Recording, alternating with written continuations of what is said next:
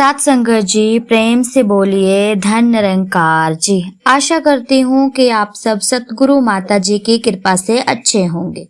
साथ संगत जी दासी आपके सामने फिर से एक नई प्रेरणादायक कहानी लेकर के आई है।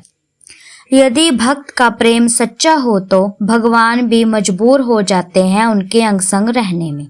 तो आओ चलते हैं इस कहानी की ओर। एक छोटा बालक था, वो अनाथ था।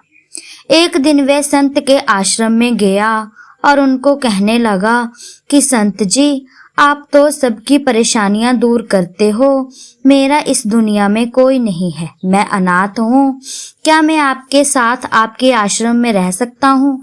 संत जी ने उस बालक का नाम पूछा और बालक ने अपना नाम राम बताया। राम को अब वहां अच्छा लग रहा था और वह धीरे धीरे समझदार भी हो रहा था और सारे काम भी करता था। संत जी उसे जो भी कहते वह बड़े प्रेम से किया करता था। एक दिन संत जी ने गंगा स्नान करने जा रहे थे तो संत ने अपने सभी शिष्यों से पूछा कि कौन कौन स्नान के लिए जाएगा। तो सभी कहने लगे कि हम सब जाएंगे। सभी स्नान के लिए तैयार हो गए क्योंकि उन्हें पता था कि यदि हम आश्रम में रहेंगे तो हमें आश्रम का सारा काम करना पड़ेगा। लेकिन राम स्नान के लिए तैयार नहीं हुआ, वह आश्रम में रहना चाहता था। राम संत के पास गया और कहने लगा कि क्या मैं यहाँ रुक सकता हूँ?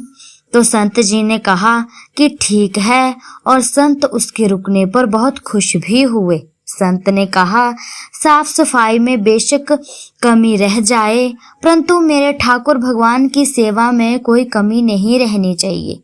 राम ने कहा कि ये ठाकुर कौन है? तो संत ने बताया कि तुम मुझसे पूछते रहते थे ना कि मैं अनाथ हूँ, मेरा इस दुनिया में कोई नहीं है, तो ये है तुम्हारे अपने।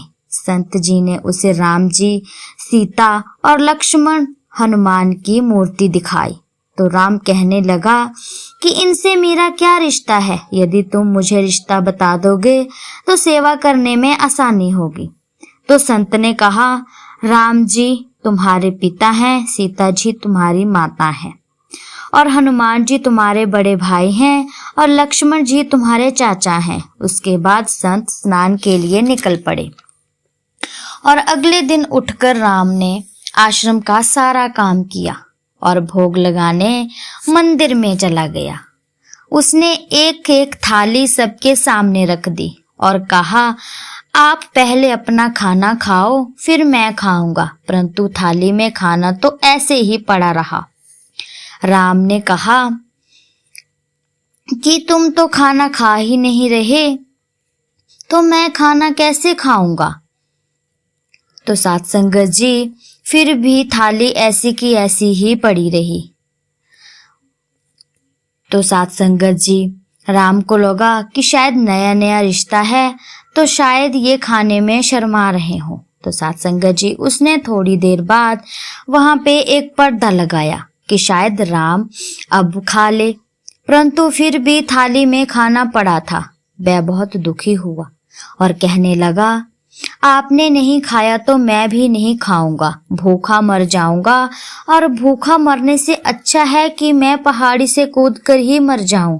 उतनी देर में राम जी ने हनुमान से कहा कि तुम उस बालक को बचाओ और उससे कहो कि हम सब खाना खाने आ रहे हैं। तभी हनुमान जी वहां पहुंचे और कहने लगे, हे बालक, ये तुम क्या कर रहे हो?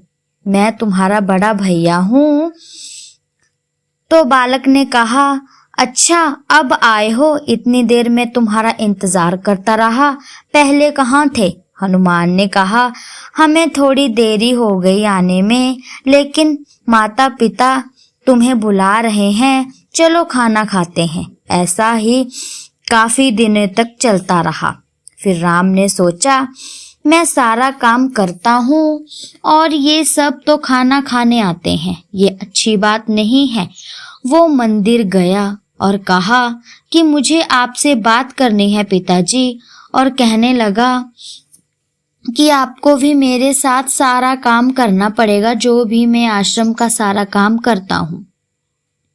तो सात संगत जी उसने कहा कि सारा काम अकेले करता हूँ, माता जी खाना बनाएंगी और आप सब्जियां लाओगे, चाचू जी सफाई करेंगे और भैया जी जंगल में जाकर के लकड़ियां इकट्ठी करके लाएंगे।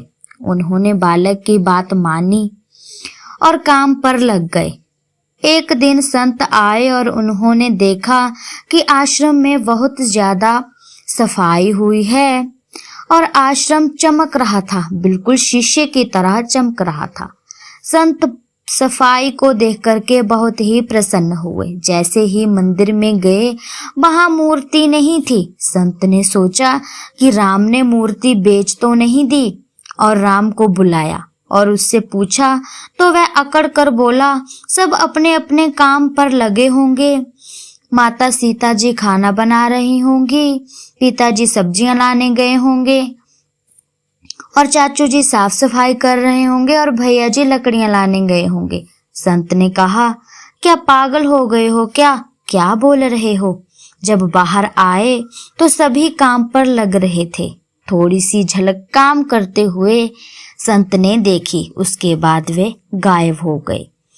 लेकिन जब वह ढूंढने लगे तो वह कहीं नहीं मिले। संत फिर से मंदिर में आए तो देखा कि मंदिर में मूर्तियां वापस आ गई थी। संत की आंखों से आंसू बहने लगे और राम को कहा कि तुम्हारी वजह से मुझे मेरे ठाकुर के दर्शन हो गए। सात संगत जी, यदि हम परमात्मा से प्रेम करेंगे तो हमसे वह 10 गुना ज्यादा करते हैं और हमारे साथ साथ रहते हैं, हमारे साथ खड़े रहते हैं। तो सात संगत जी, जैसे इस बालक ने अपने ठाकुर से प्रेम किया, तो सात संगत जी ठाकुर ने भी बालक के साथ रहना मंजूर किया। तो सात संगत जी, ऐसी ही हमारी भक्ति होनी चाहिए, ऐसे ही हमारे साथ भी परमात्मा हर पल अंग संग खड़ा रहना चाहिए।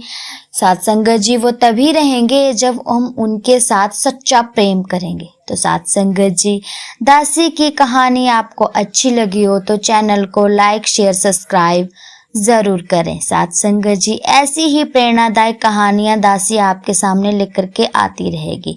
सात संगत जी, आप दासी के चैनल पर नए हैं तो चैनल को सब्सक्राइब कीजिएगा और बेल आइकन के बटन को दबाना ना भूलिएगा। सात संगत जी, तब के लिए धन निरंकार जी।